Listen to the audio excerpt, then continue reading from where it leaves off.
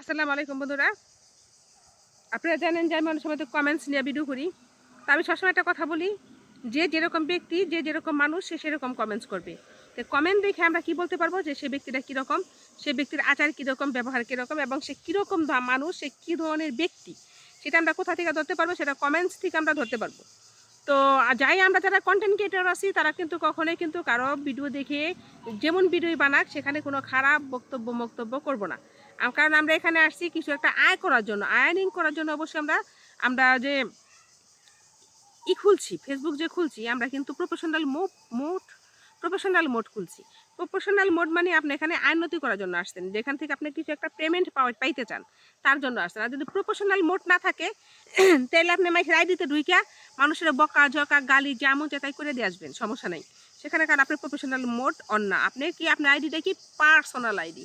তো personal ID যাদের আছে তারা যেমন চেতাই করতে পারবে, সেটা আপনার দেখার বিষয় না। আর আপনি যদি প্রফেশনাল মোড থাকে, আপনি যদি প্রফেশনাল মোড অন করে থাকেন, তাহলে অবশ্যই আপনি প্রফেশনাল মোড অনুযায়ী ফেসবুক গাইডলাইন মেনে আপনাকে কাজগুলো করতে হবে।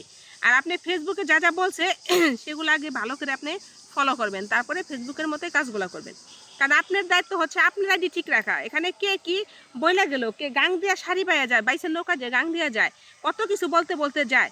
তারপরে যে বেটারা যে গাছ কাটতে আসে কত কিছু বলে, কারেন্টের তার ঠিক করতে আছে, তারাও অনেক কিছু বইলা কি করে কাজ করে।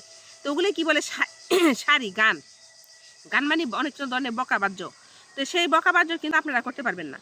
সেখানে গাং দাহারি বেয়ে গেলে গাং নষ্ট হয় না, যে গাং দাহারি বেয়ে যায় সে মানুষের মুখটাই নষ্ট হয়। আল্লাহ তাকে কিন্তু পাত্তা দেয়, গাংটা কিন্তু পবিত্রই থাকে। তো অতএব আপনি ফেসবুকে ভিডিও বানাতে আসছেন, এখানে আপনি আর্নিং করার জন্য আসছেন, আপনি সুন্দর সুন্দর কথা বলার জন্য আসছেন। আপনি যে কথাগুলো বলতেছেন সেই কথাগুলো পৃথিবীর সবাই জানে, তারপর আপনি সেই কথাগুলোই বলতেছেন। আপনি এখানে ভিডিও বানাবেন, কি টপিক নিয়ে ভিডিও বানাবেন সেটা বুঝতে পারতেছেন না। অন্য মানুষ যে টপিকগুলো নিয়ে ভিডিও বানাইছে সেগুলো দেখবেন, সেগুলো দেখে আপনি কথাগুলো শুনবেন, গিলে আপনি তার মতো করার চেষ্টা করবেন না। আপনি আপনার মতো, আপনার মেধা অনুযায়ী আপনি ভিডিও বানানোর চেষ্টা করবেন, আপনি তার মতো না।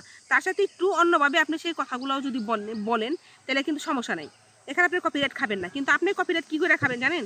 আপনি যদি অন্য কারো ভিডিও আইনা আপনার ফেসবুকে ডাউনলোড দিয়ে আইনা যদি আপনি ফেসবুকে ছাড়েন, টিকটকে থেকে একটা ভিডিও এনে ছাড়েন, তারপরে ইউটিউবে থেকে একটা ভিডিও এনে ছাড়েন, সেটা কিন্তু পারবেন না। ফেসবুকে কোথাও থেকে আনতে পারবেন না। ফেসবুকের ভিডিওটা ছাড়তে হবে কি ইউনিক ভিডিও, নতুন ভিডিও ছাড়তে হবে, নতুন। এই যে আমি কথা বলতেছি এটা কিন্তু নতুন। তো ফেসবুকে আপনি আপনার ভয়েস দিয়ে, অরিজিনাল ভয়েস দিয়ে ভিডিও বানানোর চেষ্টা করেন, নতুন নতুন কথা বলেন, দেখবেন আপনার ভিডিওগুলো ঠিকই ভাইরাল হবে এবং আপনি এখান থেকে অবশ্যই সফলতা পাবেন। কিন্তু যদি আপনি অন্যের কন্টেন্ট এখানে ছাড়েন, কিংবা অনেকে আছে দেখি যে অন্যের কন্টেন্ট ছাড়া কী করে, একজনের কন্টেন্ট নিয়ে এসে সে কী করছে সেগুলি দেখাতে থাকে, সেখানে কিন্তু আপনি কি হবে, একদিন না একদিন আপনি কপিরাইট খাইতে পারেন। সে যদি সে আপনাকে কপিরাইট দিতে পারে। তার জন্য বলতেছি, কেউ কি করবেন না, অন্যের ভিডিও এনে কখনো আপনার ভিডিওতে ছাড়বেন না।